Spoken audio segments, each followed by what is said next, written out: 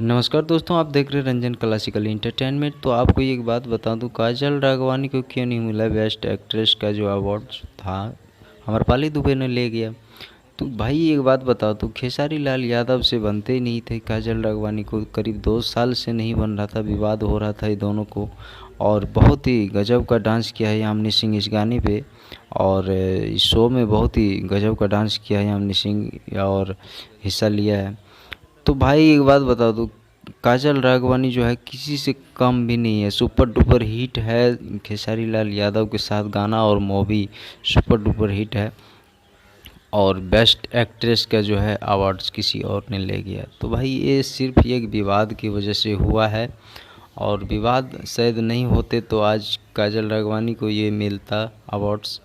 और बहुत ही दुखी बात है काजल राघवानी के लिए कि ये इतने बड़े मौका जो हाथ से निकल गया। अमनी सिंह देख रहे हैं इस फोटोज़ में कितना बवाल का जो है लग रहा, और बवाल का जो है डांस भी किया है भाई इस गाने में। और बहुत ही दुखी हुआ काजल राघवानी के लिए ये बात। धन्यवाद। आप सबको ये वीडियो कैसा लगा